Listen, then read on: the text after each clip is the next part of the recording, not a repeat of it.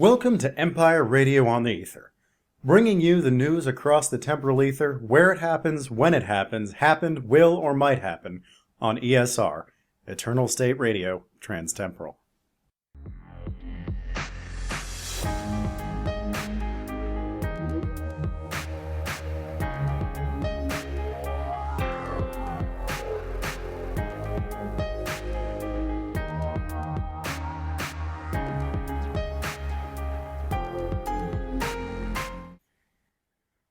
As always, we begin our broadcast with Empire-mandated revisions to the timeline.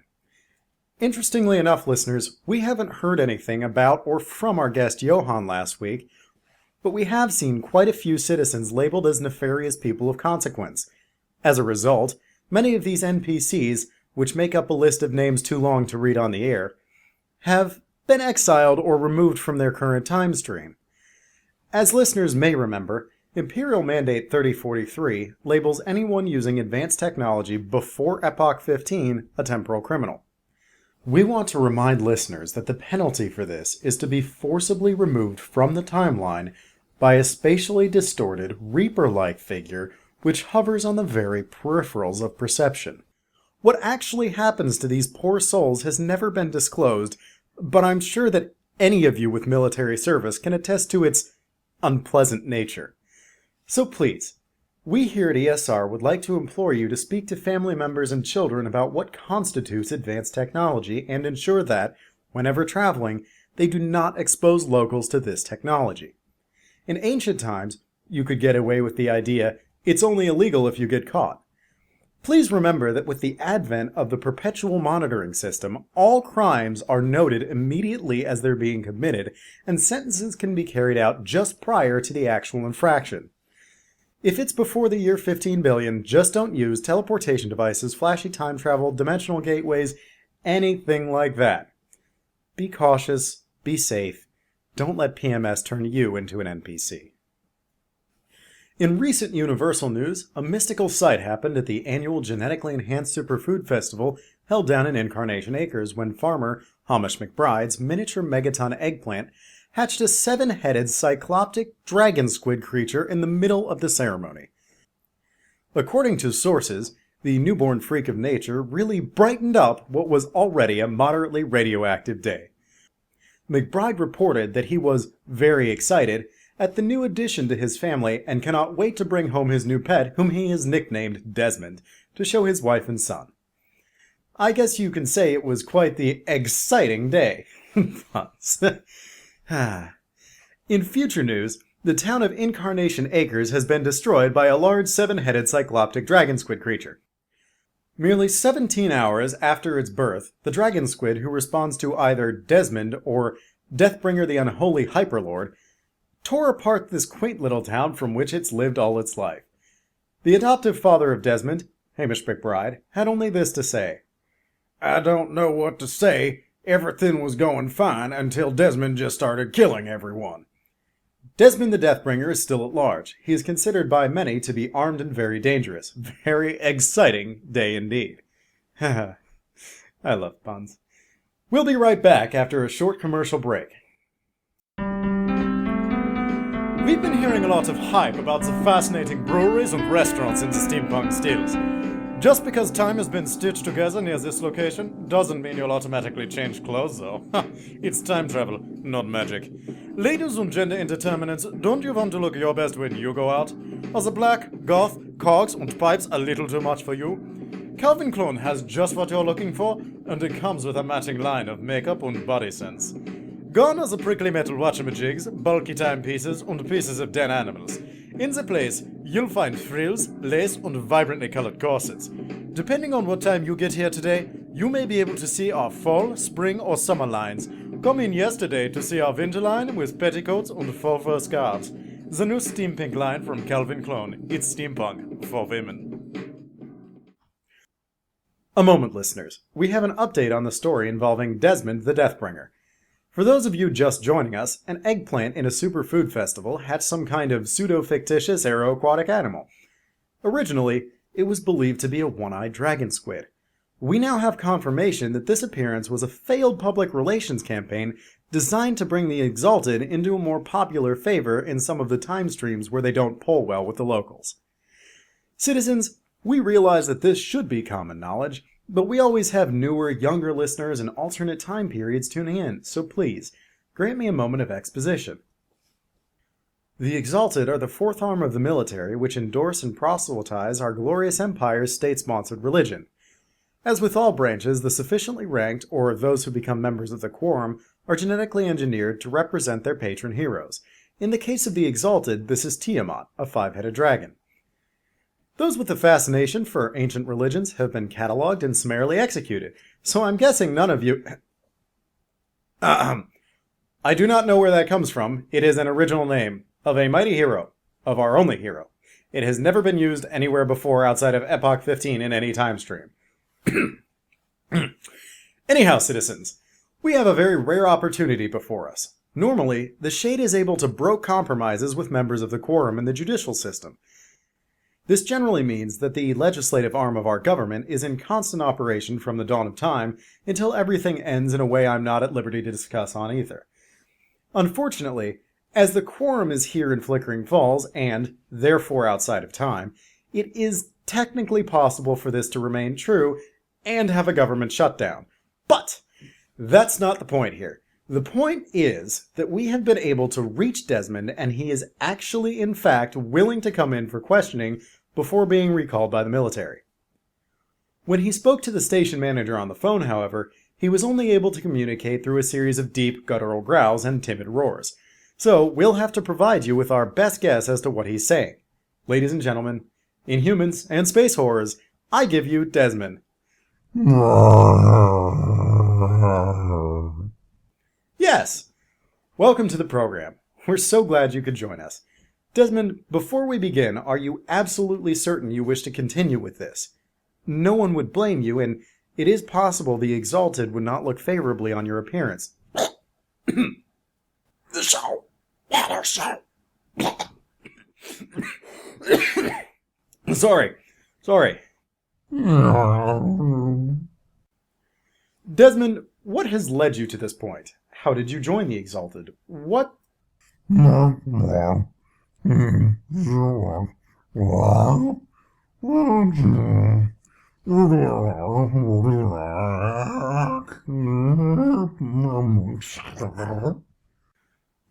moment. Excuse me. I'm afraid I'm not as well versed in this garbled language as I thought. Is there any way you would be able to write this... Listeners, Desmond has gone almost completely lifeless, save his massive cyclopean eyes, swiveling to stare directly into mine. I feel a sense of peace, and perhaps a connection to him. Her. It? Yes, I understand. Citizens. Desmond. Imperial citizens, I welcome you to the program. Whatever age you are tuning in from, with a heavy heart, I must say that I have to be rather brief. No doubt a number of my brothers and sisters in the Ashen Breath, Harmonians, and Blood Wolves are waiting for this shutdown to end. The moment it does, I'm afraid I shan't be able to speak to you any longer, so I shall deliver my most important messages to you here and now, whenever you may be. I was much like you.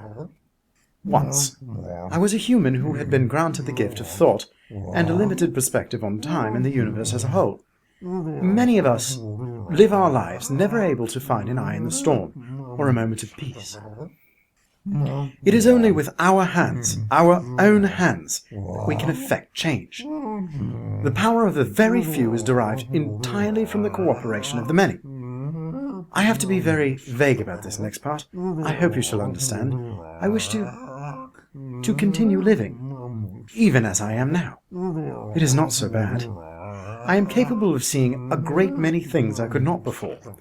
I have already foreseen that I shall be called a mad prophet and exiled to the outer boundaries of time and space. There is change coming. Please see that. There is something in the government. Something I cannot...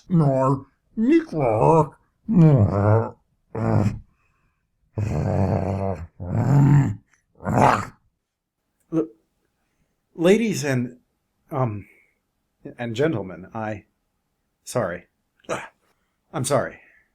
I'm sorry that you couldn't feel that. It's as though I've just come back from a very long vacation and I can't remember where I've been. Listeners, Desmond has just bounded out of the studio looking, if you'll kindly grant me some leeway in interpreting dragon squid expressions, rather perturbed, frustrated, or worried. Ladies and gentlemen, and other, I have a prepared statement directly from the highest echelons of the government. The Shade wishes to inform citizens of all epochs and time streams that everything is under control. Politicians who are ineffective or use their positions of power to deadlock the government into being incapable of acting within the best interests of the state will be... It doesn't matter. Citizens, please do not attempt to engage in any form of looting or misbehavior. As this matter affects only the capital and our decisions of the as yet undetermined actions of time in Flickering Falls, anyone outside of the city will of course be subject to the same penal code that has always existed. As many are outside the city and in their own respective time streams, nearly all military and paramilitary operatives are still active and being paid. From the looks of this memo, the Shade has our government under control as he, or she, always has and always will. And now, we have an advertisement for you. Hey, honey. Hey, I bought a new outfit to wear tonight. Oh, is that so? You gonna model it for me? Someone's asking a lot, aren't they? Well, I could just pretend I asked something else. Maybe I kind of like that you... Wait, what did you ask me? That's right. I love when you play along. Why are you making that goofy face? No, seriously, I can't remember. I love the sweet talk voice. What's happening?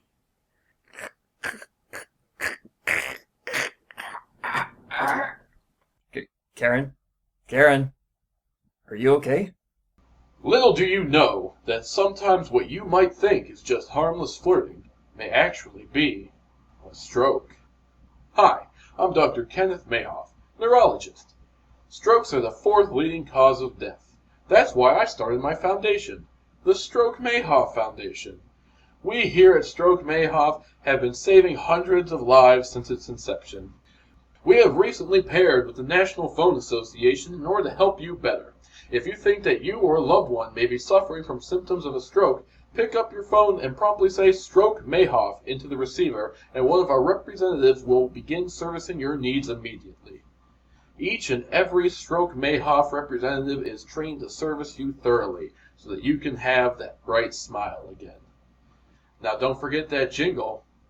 If you feel like your brain has just turned off, then pick up the phone and say Stroke Mayhoff. Here at ESR, we're always trying to provide our listeners with the best in transtemporal news. We want our program to be relevant to audiences in every time and every epoch. Along with our user-generated segment, Portraits of the Empire, we're also going to be introducing a brand new segment this week called Tim Travels. In this segment, our field correspondent, Timothy Lord, will be traveling in different time streams to give us an inside look at history.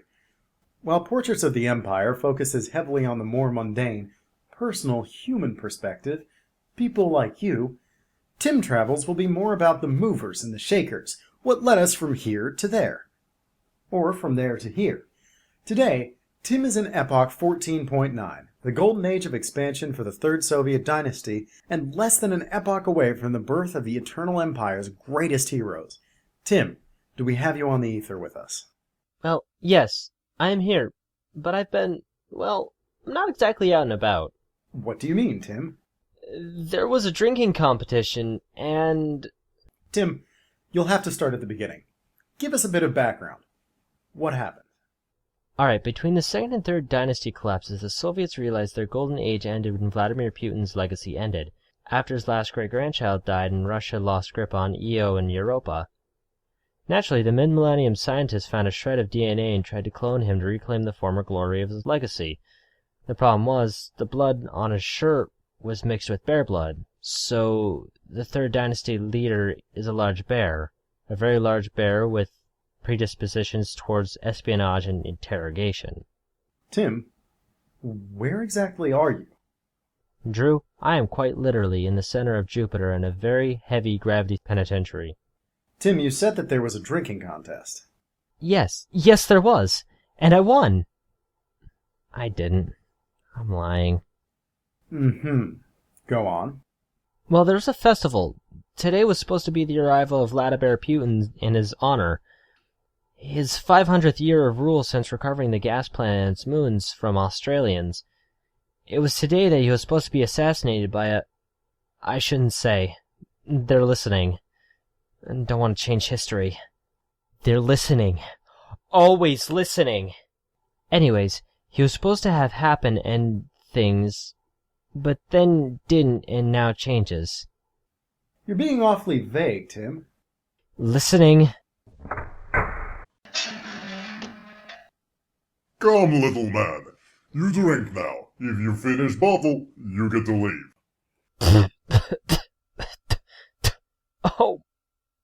Oh, merciful. Some things of somewhere pure alcohol.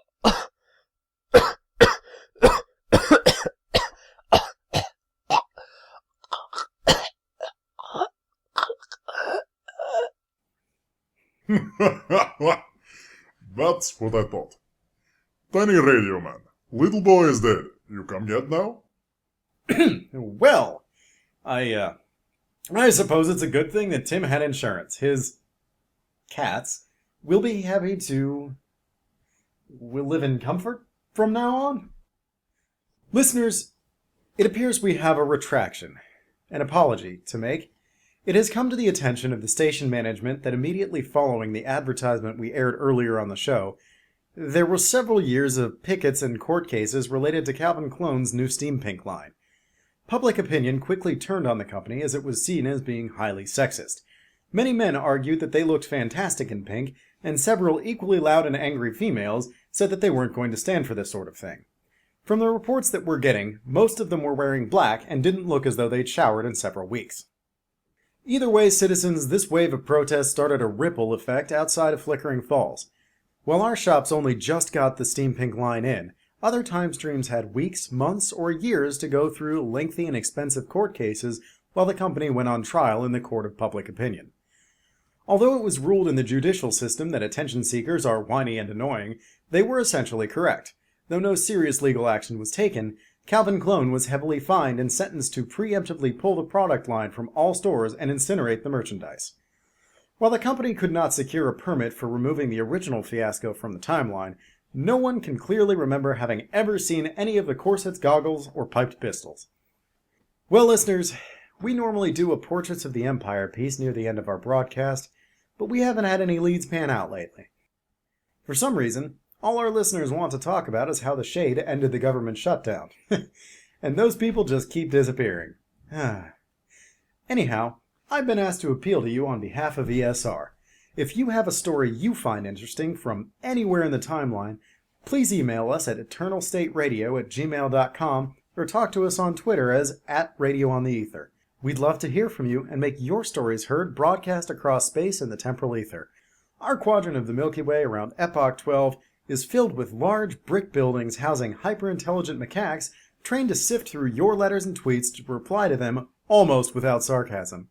Seriously, those little guys work wonders. Coming up next, we'll hear from a woman who has married a man at 13 separate points in his life. Each will try to duke it out to win her fleetingly current affections. It promises to be a debasement of intelligent programming. Anyhow, ESR and Empire Radio on the Ether likes to try to leave our wonderful listeners with that feel-good feeling. There's also an ancient saying that no news is good news, so, in the spirit of that, good night! And remember, with a time machine, you can meet every deadline and make every day Halloween, so go dress up in weird clothes and scare the crap out of strangers in backwater time streams. Just don't get labeled a witch, you hear? This episode featured original music by Brian Hazard, or Color Theory. Check him out on YouTube, there's a link in the description. He is absolutely amazing and we are lucky to have his music. This episode was written by Adam Brindle and Drew Copenhaver, and starred Adam Brindle, Drew Copenhaver, Kendra Warner, Isaac Lloyd, and Luke Malott. It was great to have you with us. Thank you for putting up with something other than past sins. I am really sincerely grateful, and I hope you're enjoying Empire Radio on the Ether as much as we're enjoying producing it for you. I hope you guys have a wonderful week. And remember, if you'd like to get involved in the project, talk to us on Twitter at Radio on the Ether, or send us an email at eternalstateradio@gmail.com. We'd love to hear from you and make your stories our stories.